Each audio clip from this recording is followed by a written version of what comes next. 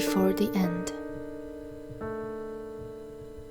Come on, help me find some caterpillars. Horizon reached his hand out to Volcano, who lay on the soft sand gazing at the sky. It was a gorgeous day. The air smelled of an evening and wet beach.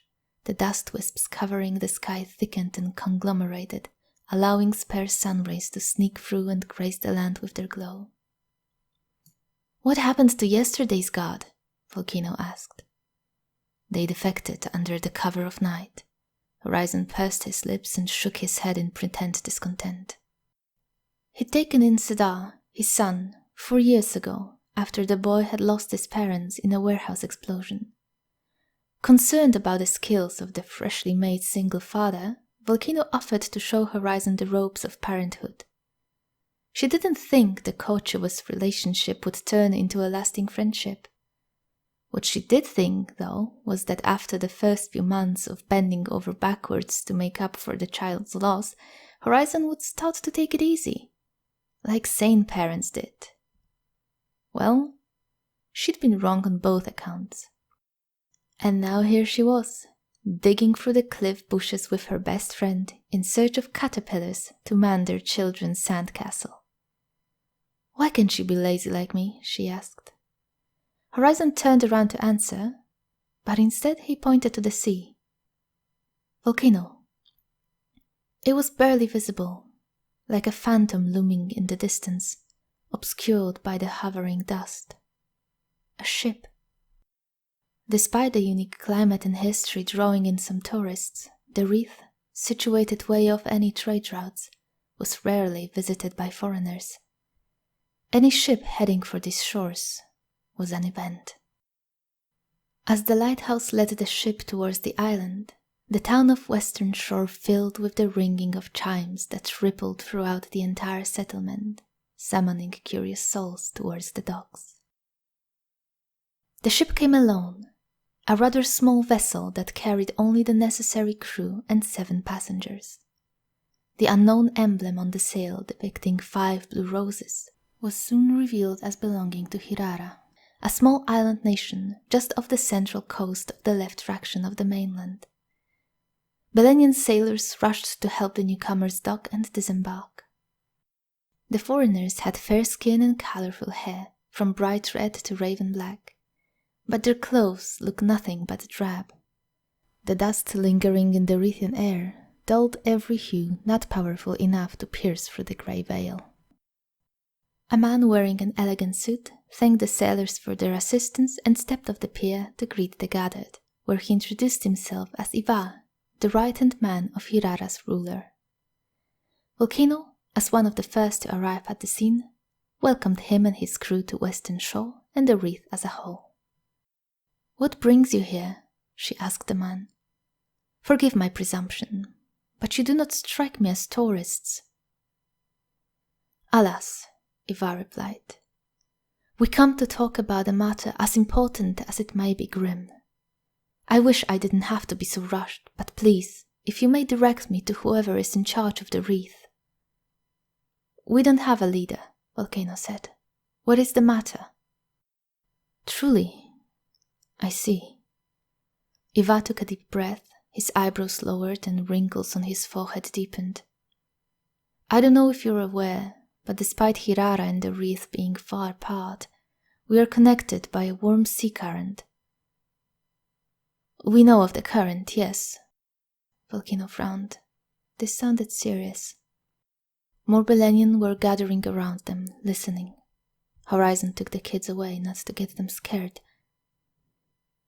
Iva said, "We've discovered an algal strain infecting the sea. We believe it thrives in the warmer water, and so we fear it might have traveled with the current to the wreath. We've had harmless blooms appear on the shores before, of course, so we thought nothing of it. A tragic mistake in this case." "We haven't seen anything like that here, I don't think." Volcano looked to the others and they all shook their heads. "What does it do?" "It's toxic and treacherous both.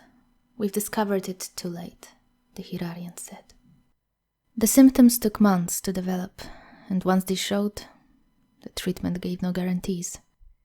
It's already taken the lives of many of our elderly and some of our children. Gods, we're so sorry to hear that, Volcano said. Is there anything we can do? For us? I'm afraid not. We've come here to warn you and to check if you've been affected so you can act quicker. We have not seen any blooms. Iva pursed his lips and shook his head. It doesn't take much to infect. You might have not noticed the contamination. Some of our people inland have fallen sick too, he said. With your permission, we'd like to test the waters. And we'd ask for volunteers, people who spend a lot of time near the shores, children and elderly especially, to let us examine their blood samples. And what if you find something? We are working on remedies. If we catch the infection soon, they should be effective. Should did not mean guaranteed.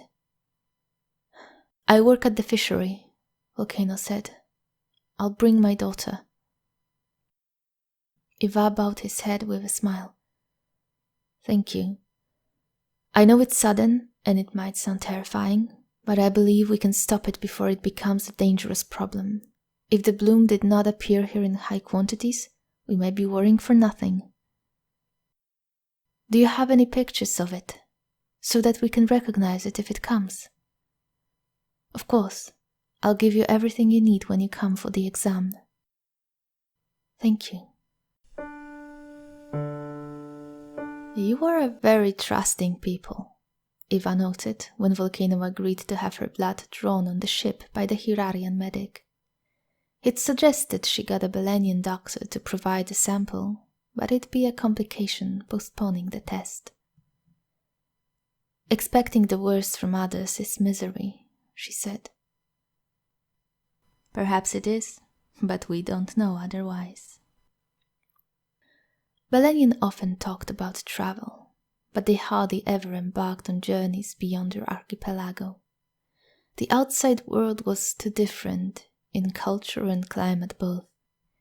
Even their ships smelled different, built from the local sandy trees. The Hirarian vessel had an aroma that would haunt Volcano years down the line when she smelled a tinge of something similar in some forgotten cellar. The scent of the mainland wood and the stale cabin air mixed with the heavy odor of furs that covered both the floor and the walls. And then, of course, where the blooming potted roses stood proudly in the middle of the table. The concoction was not pleasant. Volcano sat in the armchair and placed Ming in her lap. The girl's been quite excited about coming here when she got to mock Cedar for his fear of needles, but now that said needle was in sight, the bravado all but abandoned her. So you're certain the disease is not contagious? Volcano asked.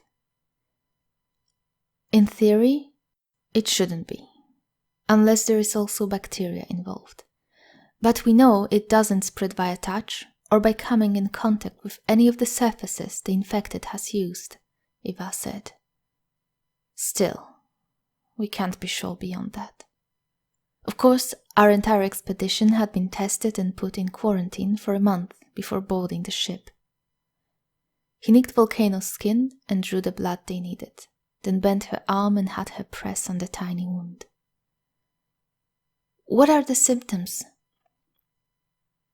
It attacks the muscles and the respiratory system, mostly. He glanced at Ming, and it looked like he swallowed whatever details he had thought to provide. I see. The children and the elderly show symptoms much quicker, and it takes less exposure to infect them. May I? He smiled at Ming and looked to Volcano for permission. Ming, now fully convinced that she too did not actually like needles, tried to hide her arms behind her back. You won't even feel it, Volcano said and kissed her on the head. Iva picked up his bag and rummaged in it for a small vial. I can numb her skin a bit, then she really won't feel anything. One of the other researchers came by and took Volcano's blood to the other room. A whirring announced the waking of some machine or another. "Do you use magical healing?" Eva asked. "Sometimes. Is it necessary to cure this?" "It may be." Volcano pressed Mink to her chest and hid the girl's face in her hand as Eva pricked her vein. "They were probably healthy, right? There'd been no algae bloom sightings anywhere. If the disease was curable only through magical medicine... No, it's better not to think about it. But they still had some stones. If they recognized the disease early with Hirarian help, the stashed gems might suffice. They had to. The other medic came back and picked up Mink's sample as well. "The results will be ready tomorrow." "Thank you," Volcano said. "You've traveled far to help us. I can't imagine many would bother." "As far as I'm concerned, you're our brothers and sisters bonded by the sea. The current connects us," Eva laughed. Volcano narrowed one eye. "And yet you've never come to visit?" "It is far, as you've said.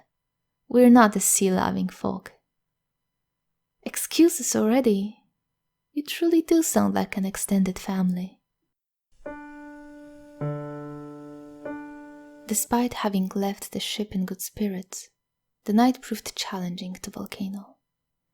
She could only convince herself so many times that it would be all right, that they had access to some magical healing, and that no one had exhibited any symptoms yet.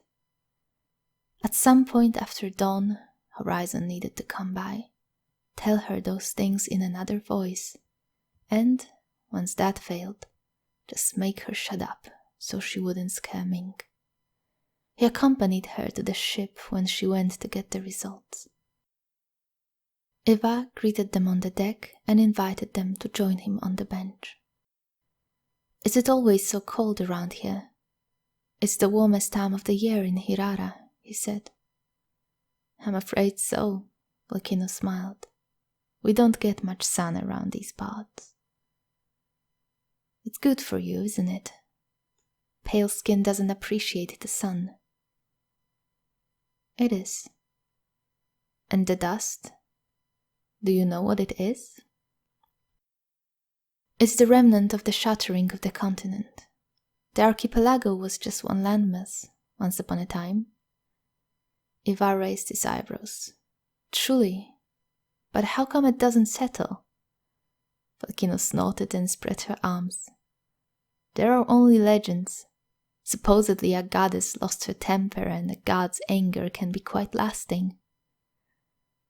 The ship was bobbing on the calm sea.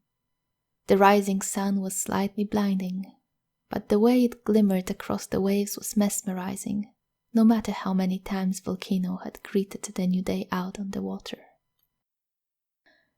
"You know," Eva started, "this dust, it's near suffocating to us, scratching the throat, grinding under teeth."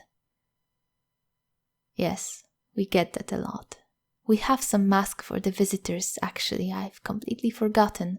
I apologize." No, don't be." Eva raised his hand. "This dust, for some reason, kept you safe from the algae." "What? What do you mean?" "It neutralizes the toxin. There are traces of it in your blood, but it's entirely inactive. We will have to run many more tests to understand how and why it happens, but it does."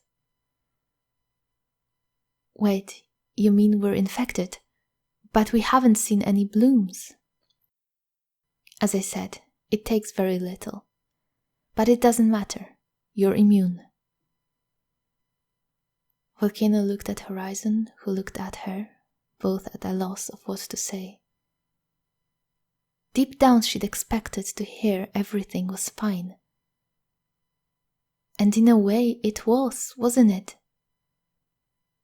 Yet it still left this lingering unease. Are you sure we don't need healing? Horizon asked Eva. Yes. As a matter of fact, I think it may help us find a cure.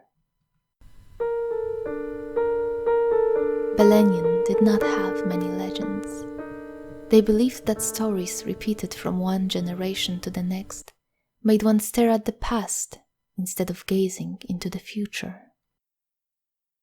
Most of the tales disappeared organically, replaced by new creations that came to take their place. But even though the fables came and went from the evening repertoires, some of them stayed in the hearts and minds of those that had heard them. One such tale, which Volcano could only recall told in the voice of her grandfather, was A Man and a Snake. Ironically, it was one of the few that she wished would fade from her memory. The story was simple. There was a lonely man who had nobody in the whole world. It blinded him to the intentions of others, and when a constrictor snake began to coil him, he didn't think much of it. He was happy he didn't feel so alone for a moment. Then the coil began to tighten and he said, "Yes, please," for he thought it was an embrace, until his bones shattered and the life left him. He died happy. Volcano's grandfather had tried to lighten the mood, which she, a child back then, had backed into the wall, terrified of the imagery. Why didn't he escape? Can't he escape, please? He did escape, of course, in the grandfather's revision that followed, and for a long time Volcano, satisfied, didn't think much of the man's original fate.